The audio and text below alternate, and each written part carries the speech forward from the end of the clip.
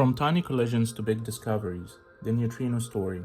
I'm Karim Hassinin, a PhD candidate at the University of Houston working at Fermilab's short baseline neutrino program. I study the rare moments when a neutrino does hit a nucleus, tiny collisions that can reveal deep mysteries about the universe.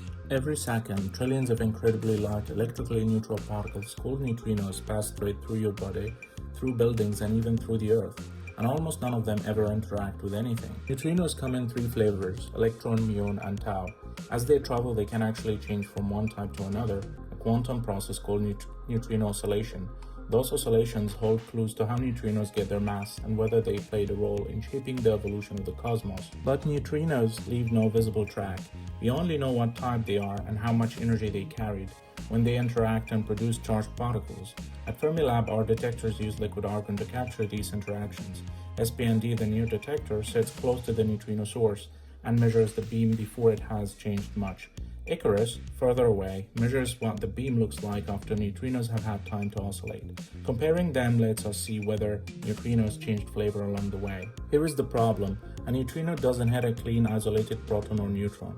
A nucleus is more like a crowded pile of marbles. Sometimes the neutrino can jostle two nucleons at once, kicking them out together.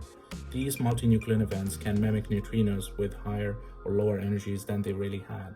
Different nuclear models predict different outcomes, so if we mismodel these events, our neutrino energy estimates become biased. And when we're trying to detect tiny oscillation effects, even small biases matter. I compare several multinucleon interaction models and show where they disagree most.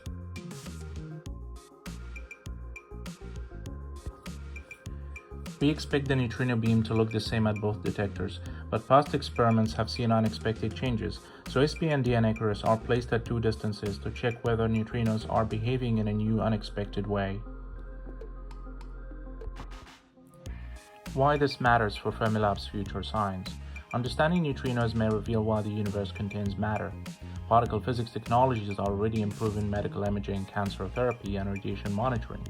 Future advances could lead to even better tools for science, medicine, and industry. By improving our measurements, we're transforming invisible neutrino collisions into knowledge and tools that can shape our future.